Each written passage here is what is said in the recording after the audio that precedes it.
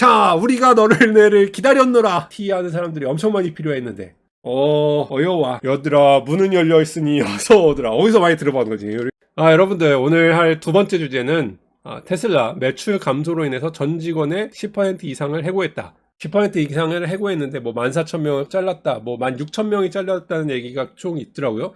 근데 한번 내가 이거를 옛날에 다뤄야지 했는데 너무 놀란 건 테슬라가 차량 판매하는 숫자 대비해서 직원이 이렇게 많았었나 하는 거에 첫 번째 놀랬고, 갖고 있었던 직원들의 숫자가 이렇게 많았나, 고정비가. 그러니까 자를 때가 되긴 했었는데 갑자기 너무 많이 자르니까 지금 좀, 그리고 테슬라는 그동안 인력 해고를 하지 않았었으니까 이렇게 큰 게 이제 뉴스가 됐는데, 사실은 이 안을 좀 들여다보면 미국 직장에 대한 차이, 그 다음에 미국 직장이 장점도 있는 반면에 이런 단점도 있는 거, 그 다음에 이 안에 있는 이민자, 저같이 이제 학교로 와가지고 취직해서 영주권이나 시민권을 받아보려고 하는 사람들은 어떻게 되는가에 대해서 오늘 한번 알아보려고 합니다. 재밌게 봐주세요. 특히나 캘리포니아 같은 경우는 프레몬트라는 캘리포니아의 그 비싼 동네 있잖아요. 직원들 월급도 비싸고 그 스탁 옵션도 줘야 되는, 스탁 옵션이 여기 동부에 없어요. 여기 자동차 회사들의 스탁 옵션 없다고 봐도 무방할 정도로 거의 안 주거든요. 포드가 됐던 GM이 됐건, GM은 16만 명이네?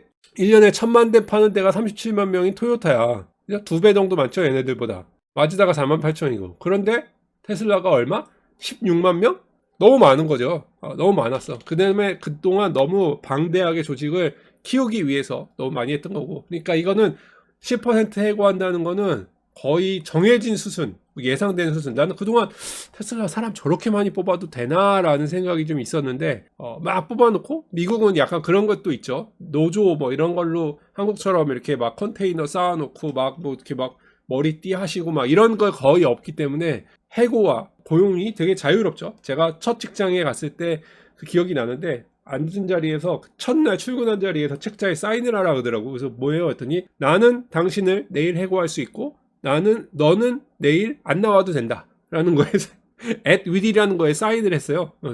이렇게 되는구나. 그래서 늘 해고에 대한 불안함이 좀 있는 건 사실이에요, 미국 회사는. 그러나 미국 회사에서 해고된 이 14,000명 어디로 갈 거야? 어디로? 이 사람들 이제 처자식들은 다 어떡하고 어떻게 할까? 그거에 대한 이야기는 좀 이따가 해드릴게요. 근데 이렇게 취직과 해고와 다시 재취직, 이런 것들이 너무 자유로운 나라이기 때문에 flexibility, 노동 유연성은 되게 높은 편입니다. 어디서 해고됐다고, 한국 같은 경우는 예를 들어 뭐 삼성에서 잘렸다 그러면은 LG로 가느냐, 그거 잘 안 된다네. 나이 뭐 너 몇 살이야 이력서에 다 써있고, 뭐 생년월일 써있고, 남자인지 여자인지 다 써있지만 미국에서는 그게 안 되거든요. 말 그대로 한국에서 말하는 블라인드거든. 유추할 수 있지. 얘가 언제 학교를 나왔는지를 보고 대충 나이를 예상할 수는 있지, 경력이나 이런 걸로. 그러나 물어볼 수 없기 때문에 대충 경력이 맞고 뭐 내가 원하는 게 맞으면 그 사람들을 다시 재고용하면 되니까, 그런 이렇게 유연성은 있는데, 지금 여기 이 뉴스에 큰 문제를 당한 사람들이 누구냐? 바로 저와 같은 사람들. 비자 만기. 요거 때문에 이제 요즘에 테슬라가 요걸 좀 먹고 있는 거예요. 해고는 현재 촉박한 H1 비자 마감일과 씨름하고 있는 많은 인도 및 중국 인원들에게 영향을 미쳤습니다. 이분은 마스터 유어 스페이스 1만 팔로워를 갖고 계신 분한테 갖고 왔는데, 이분도 뭐 기사를 여기서 참고해가지고 가져오신 거예요. 16,000명의 직원을 잘랐다. 인도인과 중국인들한테 영향을 미쳤다. 이게 무슨 말이냐면, 저는 아직도 제가 겪어왔던 길이기도 하고, 제가 아직도 제가 겪어온 길을 통해서 미국에 있는 그 유학을 한 사람들을 직장을 잡아주는 리크루터 업무를 하고 있거든요. 헤드헌터라고도 하죠, 한국에서는. 그 업무를 제가 사업을 갖고 있기 때문에 이런 분야에서는 제가 조금 여러분들보다는 알려줄 수 있는 포지션은 되기 때문에 알려드리면, 제가 한국에서 조그맣게 직장을 다니면서 투잡을 하다가 미국으로 옮겨오려고 했는데, 미국에 올 때 가장 큰 문제가 뭐냐면 비자입니다. 비자. 대부분 여러분들이 대충 알겠지만 출장을 올 때도 비자를 받아야 돼요. 그런데 그냥 놀러 올 때야 관광 비자가 없어도 되잖아요. 그죠? 요즘에는 이제 비자 협정이 맺어져 있으니까. 그런데 일을 하거나 근무를 하거나 뭐 회사를 차리고 싶거나 하려면 무조건 비자가 있어야 됩니다. 여러 가지 비자가 있어요. 뭐 주재원 비자, 투자 이민 비자, 막 여러 가지가 있어. 뭐 HJIK 뭐 H 뭐 여러 가지가 쭈루룩 있단 말이야. 근데 받기 가장 쉬운 비자 중에 하나가 뭐냐? 바로 F라는 학생 비자입니다. 학생 비자. 학생 비자를 갖고 와가지고 미국에 오면 미국 학교에서 F라는 비자를 내어줍니다. F라는 비자를 갖고 있으면 미국에서의 거주가 오케이, 가능합니다. 그런데 F 비자는 학교가 끝나는 순간에 여기서 잡을 잡으면 돼요, 안 돼요? 미국에서 잡을 잡으면 안 되지.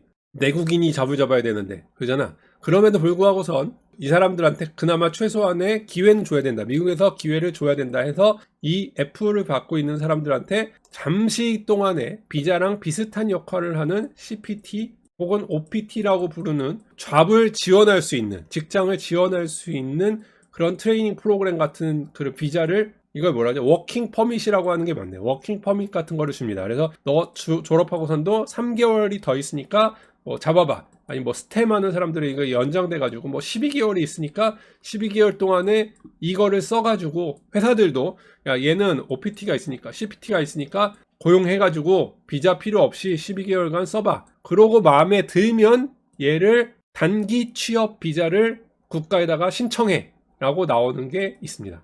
단기 취업 비자 뭐냐? H1B입니다. 그래서 이 H1B가 저도 F1으로 해서 H1B를 받았고, 미국으로 오는 관문, 미국에 살아남는 영주권을 받는 제일 첫 번째 관문 중에 하나가 바로 H1B입니다.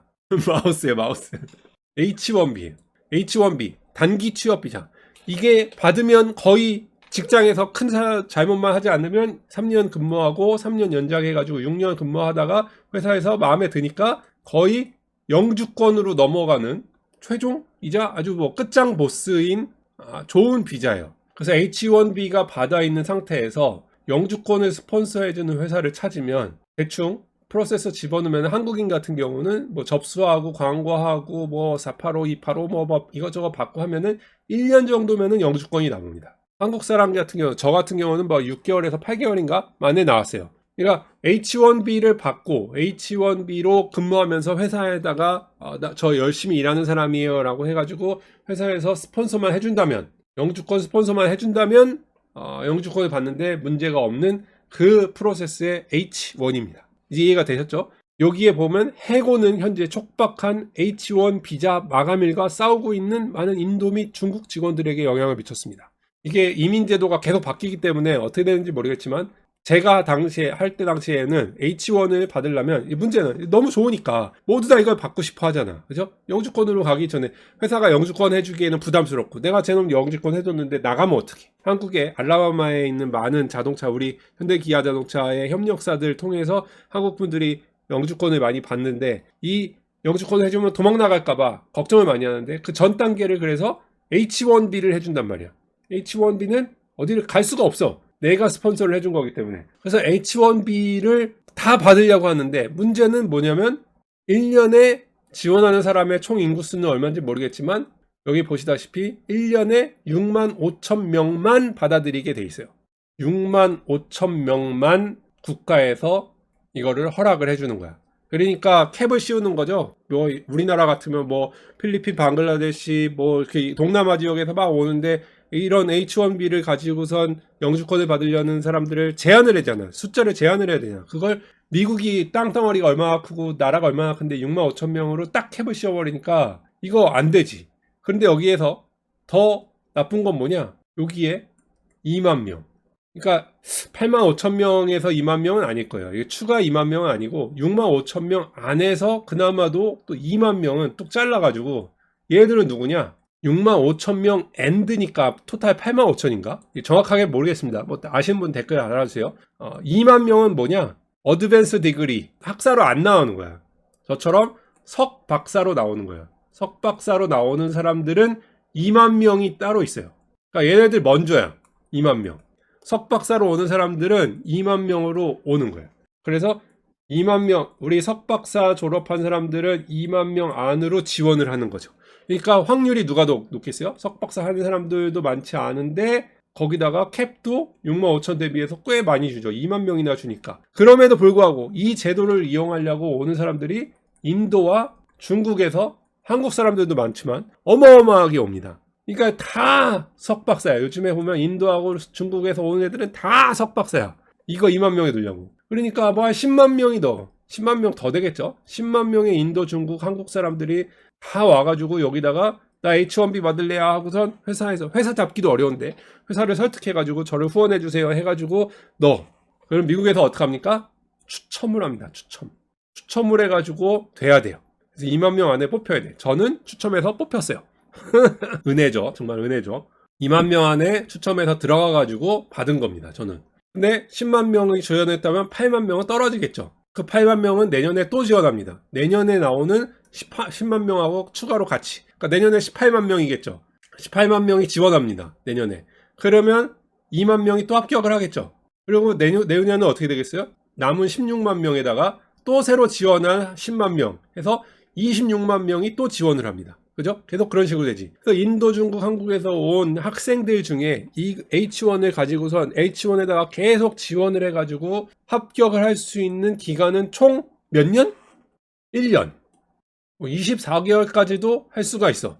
그러니까 24개월까지 연장하면 최대한 내가 미국에 있을 수 있는 게 24개월 플러스 1년 해서 3년간을 지원할 수 있는데 3년 동안 추첨을 해가지고 되지 않으면 어떻게 되냐? 한국으로 가야 됩니다. 그러니까 한국으로 돌아가셔야 됩니다. 한국에서도 저같이 뭐 이제 고학생 돈이 없이 오는 사람들은 목숨 걸고 해야 되지만 인도, 특히 돈 없는 인도에서 온 사람들은 자기의 집을, 아버지 집을 기업은행 같은 데다가 차관으로, 맡겨놓고 차관을 받아서 나오는 친구들이 많거든요. 목숨 걸고 나오는 거야. 가족의 모든 미래를 짊어지고 나오는 친구들도 있기 때문에 얘들은 이거 떨어지면은 진짜 큰일 납니다. 그래서 다시 이거 떨어지면은 다시 뭐 조그만 어학원에다 등록해가지고 F1을 다시 시작하고 하는 편법들이 막 돌아가는 거예요. 이런데 여기에 취직을 해가지고 지금 테슬라에 합격을 한 친구들 중에 인도하고 중국 애들이 있을 거 아니에요. 근데 걔네들에 대한 이야기입니다. 내가 인도에서 왔어. 내가 IT를 잘해. 그래가지고 테슬라에 왔어.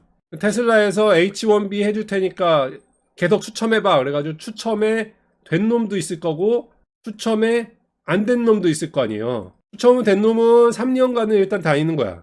3년 다니다가 영주권을 가야 돼.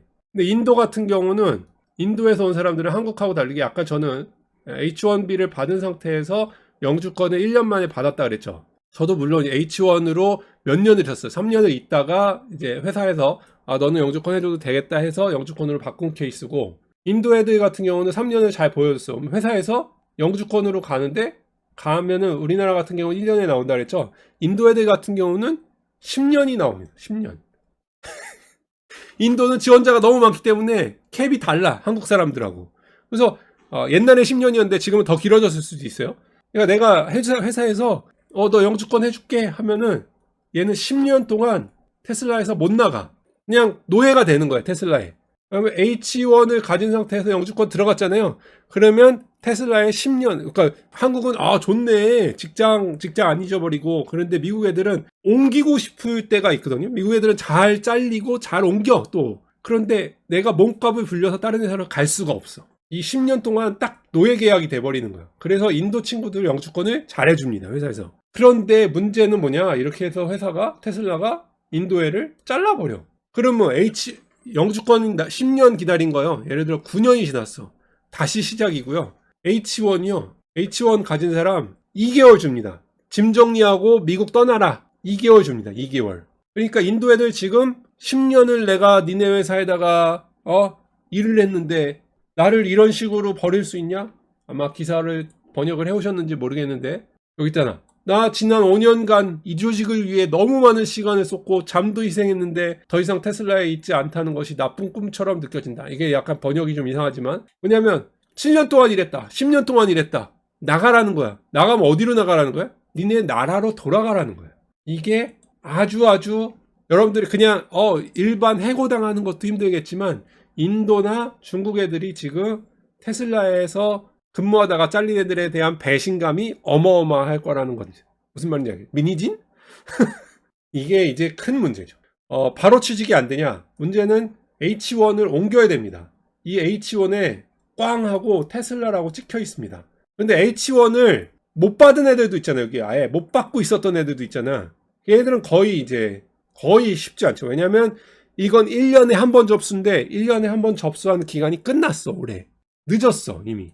H1이 없는 애들은 내년을 바라봐야 되는데 이미 얘네들은 지금 큰일 난 상황이고, 뭐 방법은 있긴 있어요. 그런데 얘들은 지금 테슬라가 아주 미운 사람이고 미운 단계일 거고, H1을 받아놓고선 근무하고 있었던 사람, H1을 받고 영주권에 들어가 있던 이민자들, 이런 애들은 이제 부랴부랴 외부 세상을 빨리 이제 알아봐야 되죠. 다른 직장들을 알아봐야 되는데, 여기에서 재밌는 이야기가 돌고 있죠.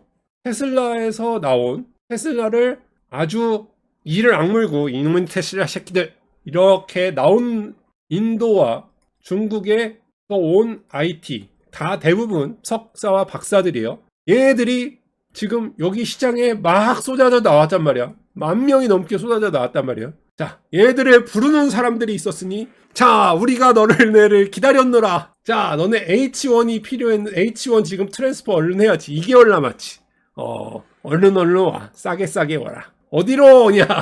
미국의 실리콘밸리, 여기 미국의 나름 여기 실리콘밸리, 캘리포니아, 여기서 근무한 애들은 실리콘밸리 부심이 좀 있었거든.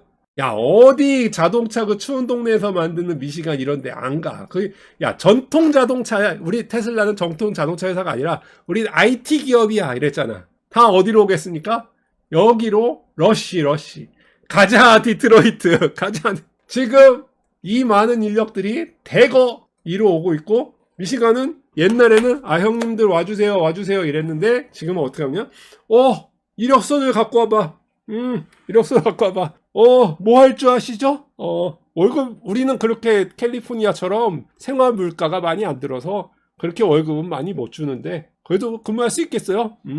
골라받는 상황이 발생한 거죠. 골라받는 상황이고, 지금 자동차 회사들은 신났죠. 안 그래도 테슬라가 레시피로 보여줬잖아. 자동차를 만들려면은 소프트웨어가 기반이 된 자동차를 만들어야 된다 해서 마진을 높이기 위해서 여기 3사, 현대기아, 쌍용 이런 것처럼 한국에, 미국에 있는 GM, 크라이슬러, 포드, 이 3사가 안 그래도 지금 SDV 만들고 싶어가지고 IT 하는 사람들이 엄청 많이 필요했는데, 어여와 여들아, 문은 열려있으니 어서 오더라. 어디서 많이 들어본 거지. 우리 교회에서 문이 열려요. 문을 두드리기만 하면 지금 받아주려고 지금 접근하고 있는, 얘네들은 이제 2개월 안에 옮겨야 되는 상황이고, 이렇게 해서 지금 사람을 열심히 받아주고 있는 거라, 이제 SDV, 그러니까 미국의 현대자동차는 어떻게 될지, 얼마나 빨리 따라잡힐지 모르겠지만 3사는 SDV로 가는 그 전환점에 되게 큰 힘을 얻었지. 누구 덕분에? 레시피도 보여주고 어떻게 자동차를 만드는 건지도 보여준 테슬라가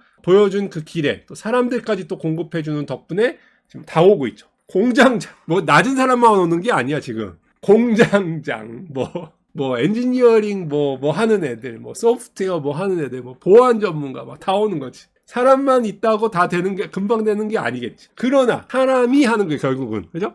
근데 여기서 요 얘기만 하는 거냐? 지금 뉴스로 보면 이거 제가 컨피덴셜한 걸 갖고 와서 얘기하는 게 아니야. 이것만 하냐? 이 전에 이미 흐름이 있었어. 누가 있었냐? 여기 애플, 마이크로소프트, 메타 이런 데서 중책을 갖고 있었던 사람들 이미 다 와 있었어. 이런 데서 지금 해고가 일어난 지가 1년이 넘었거든요. 이 사람들이 다 와 있었어 이미. 그래서 얘네들이 와가지고 다 이렇게 조직을 정비하고 있었던 상황이야. 독일에 계신 분들이야 잘 느낌을 못 오겠지. 한국에 계신 분들도 느낌이 잘 안 오겠지. 미국은 벌써 SDV 조직을 만들기 싶어가지고 캘리포니아에 있는 사람들이 와가지고 다 우두머리를 다 장악하고 조직을 다 IT화 해놨어. 코드만 봐도 애플에서 모든 사람들이 지금 거의 한국의 그 42닷의 김창현 사장님인가요? 기존에 있었던 사장님들 다 날리고 그런 사장님들 와가지고 싹 바꿨죠. 여기 다 바꿨어. 지금 포드, GM, 크라이슬러 다 봐봐. 여기에 있는 사람들 다 애플, 마이크로소프트 다 그 사람들 출신이야. 그리고선 밑에 조직을 변경해가지고 이제 막 사람들 채워놓고 있는 상황이었어. 근데 여기에 실리콘밸리 애들로 채워놓고 싶었던 상황이야. 이렇게 채워놓고 싶었던, 물론 기존에 있는 인력들도 있죠. 그런데 기존에 있는 인력들은 전기전자와 기계과 애들이 많았거든. 어차피 전통적인 자동차 회사들은 그랬거든. 그런데 테슬라에서 너네 힘들지? 하고선 지금 사람을 공급해주는 그런 걸로 지금 바뀌어서 어마어마한 16,000명이 여러분들 작은 사람이라고 생각합니까? 16,000명이면 거의 중견기업 하나를 만들 수 있는 사람들이 지금 쏟아져 나온단 말이야. 지금 이런 중체대한 변화가 있는 상황에서 테슬라가 스스로 다른 회사들을 도와주고 있는 상황이 발생했으니 얘네들이 지금 다 여기로 몰리고 있다. 그래서 이제 앞으로 어떻게 될지는 한번 두고 봐야 된다. 제 얘기가 아니고 뉴스에 다 나온 이야기입니다. 그래서 아무튼 아까 얘기한 대로 해고도 자유롭지만 취직도 자유롭고 뭐 그런 게 미국의 문화예요. 근데 한국은 해고가 어렵고 취직도 어렵고 라고 얘기를 들었는데, 저는 어떤 게 더 좋은지는 모르겠는데 직장인 입장에서, 그러니까 제가 고용주가 되면은 미국이 좋을 것 같고요. 제가 직장인 입장에서는 좀 잘리는 거 불안하잖아. 그러니까 한국이 더 좋은 것 같고, 약간 나라가 보호해주는 느낌? 이렇게 쉽게 오늘은 내 다음 주는 출근해가지고 나 그만 나오라고 하면 어떨까 하는 불안이 없잖아요. 한국은 약간 그런 걸로 인하면 전 한국이 좀 좋은 것 같고. 그런데 직장을 내가 소유하고 있는 기업주 입장에서는, 아니 사람을 직장이 안 좋으면 사람을 잘랐다가 직장에 사람이 분위기 좋아지면 다시 고용해야 되는데, 이게 고용했다가 또 회사가 안 좋아지면 내보낼 수가 없게 만들어 놓으니까 이걸 무서워서 어떻게 고용을 늘려? 그러니까 약간 고용주 입장에서는 안 좋을 것 같아. 그러니까 약간 그런 게 있는 것 같아. 여러모로 IT 캘리포니아주 쏠림이 예상 못한 방법으로 지금 풀리고 있는데요. 캘리포니아가 안 그래도 지금 문제가 많았거든요. 고용주 입장에서도 요즘에 이게 되게 인기던데, 캘리포니아를 떠나는 이유 다큐멘터리가. 근데 안 그래도 캘리포니아에서 사업을 하기가 너무 어렵다는 얘기들 많아요. 그런 비도 많았는데. 그런데 주 자체도 지금 너무 타이트하고, 막 그 자동차도 3원 촉매 하나가 아니라 막 2개 달라 그러고, 막 말도 안 되는 이상한 것들을 막 그 환경보호 막 이런 걸로 막 규제를 너무 많이 하니까 회사들도 너무 어려워했었는데, 직원들이 지금 나오고 있는 엑소더스, 거기에 노숙자 마약, 너무 또 자유분방 이런 것들이 많으니까 마약 문제도 너무 많고, 그 애들 교육상으로 문제 때문에 돈 벌어 오는 친구들도 많거든요. 그러니까 이런 문제 때문에 안 그래도 지금 탈출하고 있는 상황이었는데 여기에 지금 더 불이 붙어진 거죠. 그래서 지금 이게 잘 된 건지 안 된 건지, 뭐 어떤 게 한쪽 쏠리면 풀리는 거는 자연스러운 일이기 때문에 이렇게 풀리는 게 아닐까, 이런 상황입니다. 아무튼간 재밌게 들어주셔서 감사하고요. 제가 이긴 30분 녹화한 거야 이걸? 이렇게 오래 이야기했다고? 짧게 이야기한 것 같은데 너무 긴 이야기가 됐네요. 아무튼 와주셔서 감사하고요. 또 종종 이렇게 미국 직장과 미국 직장 문화 관련된 이야기들 나눠드리도록 하겠습니다. 또 와주셔서 감사하고요. 여러분들 제가 알고 있는 동네 이야기는 여기 미시간 이쪽 중심으로 얘기를 하지만 꼭 캘리포니아에 교민들이 많기 때문에 얘 아무것도 모르네 하는 댓글들이 많이 달리는데, 캘리포니아에 사시는 분들 알겠다고요. 캘리포니아에 사시는 분들은 특수한 상황이 있는 거 알겠으니까 댓글에 알아서 그렇게 달아주시고요. 저한테 계속 욕을 하시면은 저는 영상을 가릴 수밖에 없어. 저번에 상속세와 뭐 했죠? 상속세 이야기랑 절반도 안 내는 세금 이 얘기 했잖아요. 이거 사실이란 말이야. 내가 국가에다가 낸 세금을 베이스로 자료를 내가 다 까가지고 내 연봉을 까가지고 이렇게 만들어 드렸는데, 하도 캘리포니아 미국에서 아는 것만 하시죠 어쩌고저쩌고 얘기를 해가지고 아는 거 내가 낸 거 세금을 얘기해 줬는데, 여러분들을 이렇게 까면은 여러분들이 손해지. 이거는 제가 그래서 멤버십 내신 분들만 볼 수 있게 그냥 바꿨어요. 제가 욕먹느니 차라리 멤버십 공개로 바꿨습니다. 그래서 상속세 이야기, 미국의 상속세 이야기, 미국에서 나오는 세금, 제가 얼마나 세금을 적게 내는지. 1억을 벌어도 1,000만 원을 안 낸다니까. 그러니까 왜 모르는지 싸울 필요 없죠. 제가 볼 사람만 봐라. 그래가지고 멤버십으로 바꿨습니다. 멤버십 해주시는 분들 안 그래도 좀 죄송한 마음 있었는데 고마운 마음도 있고, 가끔은 이런 영상은 그냥 멤버십 공개로 그냥 놔두도록 하겠습니다. 또 와주셔서 감사하고요. 재밌게 봐주셨기를 바랍니다. 그러면 다음에 뵙도록 할게요. 안녕히 계세요.